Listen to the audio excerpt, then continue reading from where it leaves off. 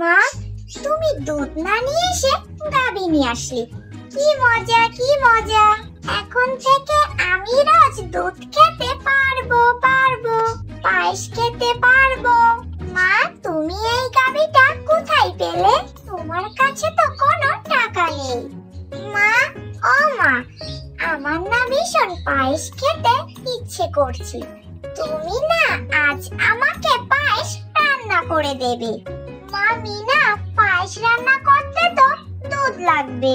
দুধের যে দাম, দুধের এত টাকা আমি কোথায় পাবো রে মা? আমার কাছে তো কোনো টাকা নেই রে মা, যে আমি দুধ কিনে নিয়ে আসবো। মা, আমি এত কিছু জানি না। তুমি আমাকে আজ পায়েস রান্না করে দিবে। পায়েস রান্না না করে দিলে আমি স্কুলে যাব না। না রে মা, এসব কথা বলবি না। আমি দেখি কারো বাড়িতে একটু দুধ পাই কিনা। যদি দুধ পাই তোকে পায়েস রান্না করে দিব রে মা। এরপর শিফালি শিয়ালিনী বাড়ি থেকে বের হয়ে আসে দুধ আনার জন্য।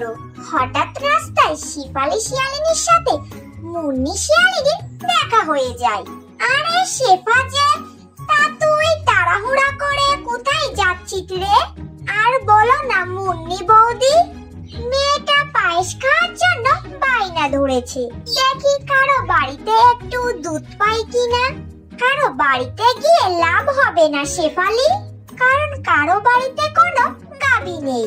তাহলে তুই দুধ পাবি কোথা থেকে? তবে বনের উত্তরে বাঘিনী মামির বাড়িতে কয়েকটা গরু আছে শুনেছি। হয়তো বাঘিনী মামির বাড়িতে গেলে তুই দুধ আনতে পারবি। ঠিক আছে মুন্নি বৌদি, আমি তাহলে সেখানেই যাই।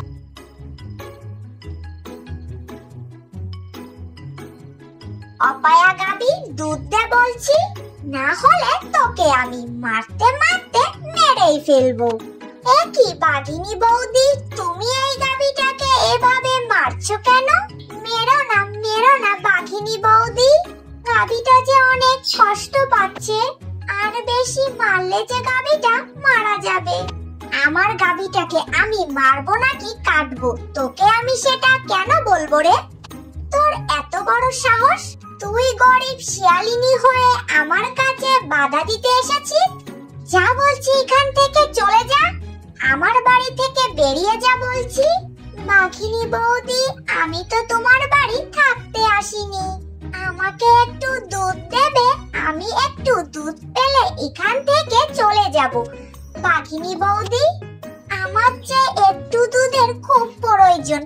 বাঘিনী বৌদি, এই গাভীটা দুধ দিচ্ছে না বলে আমার মাথা খারাপ হয়ে যাচ্ছে।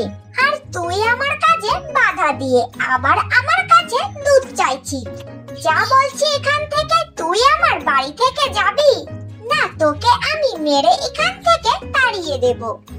না বাঘিনী বৌদি, তোমাকে আমায় মেরে তাড়াতে হবে না। আমি এক্ষুনি এখান থেকে চলে যাচ্ছি।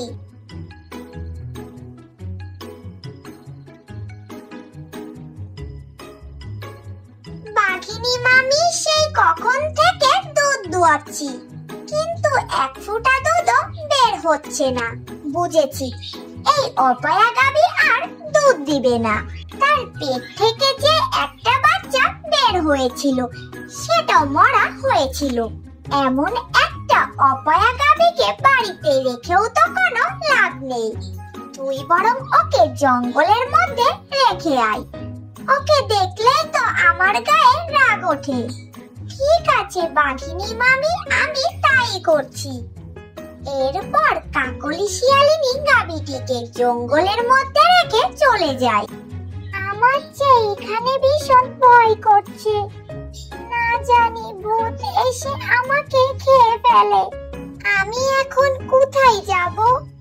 আমি যে একটা অপায়া গাভী, আমার বেঁচে থাকার চেয়ে মরে যাওয়াই অনেক ভালো। নিজের জীবন এইভাবে শেষ করে দিও না গাভী, আমি তোমাকে সাহায্য করব। কিন্তু তুমি গাছ হয়ে কি করে আমাকে সাহায্য করবে? কিন্তু আমি যে একটা জাদুর গাছ, তাই আমি তোমাকে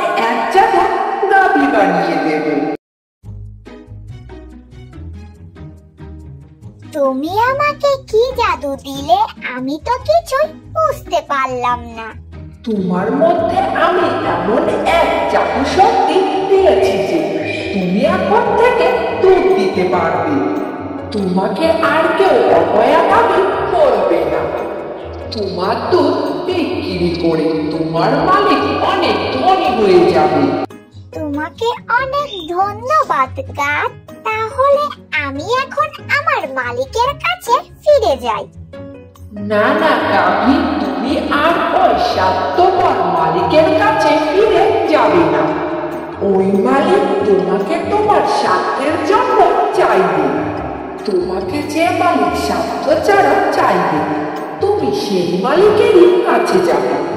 কিন্তু আমি এমন মালিক কোথায় পাবো গাছ? আমি তোমাকে যেভাবে বলছি তুমি সেভাবে কাজ করো গাভী, তাহলেই তুমি সৎ আর ভালো মালিক পেয়ে যাবে। এরপর গাছ গাভীটিকে সব কথা বুঝিয়ে বলে দেয়, আর গাভী গাছের কথা মতো অভিনয় করতে শুরু করে।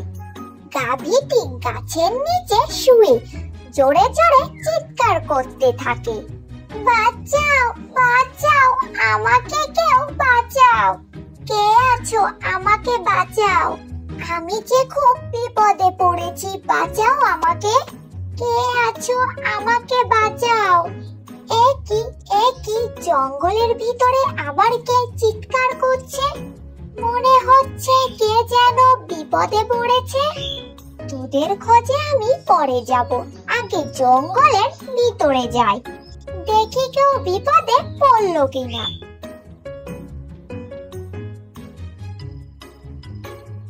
কি তুমি তো বাঘিনী বৌদির গাভী, তুমি এই জঙ্গলে কি করে এলে? আর এভাবে তুমি চিৎকার করছো কেন? আর বলো না শেফালি শিয়ালিনী, আমি দুধ দিইনি বলে আমার মালিক আমাকে কিছু না খাইয়ে এখানে ফেলে চলে গেছে, তাই খিদের জ্বালায় হাঁটতে না পেরে এখানে পড়ে গেছি।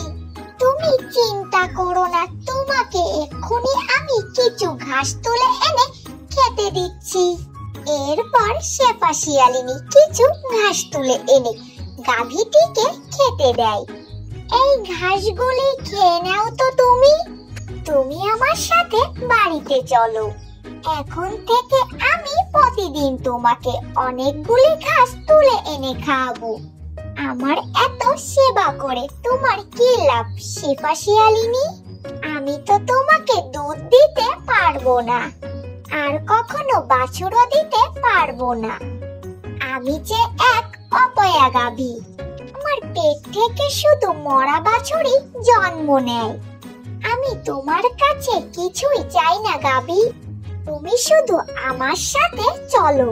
এই গভীর জঙ্গলে থাকলে যে তোমার বিপদ হতে পারে। তুমি অনেক ভালো শেফা শিয়ালিনী, তুমি আমাকে তোমার সাথে বাড়ি নিয়ে চলো।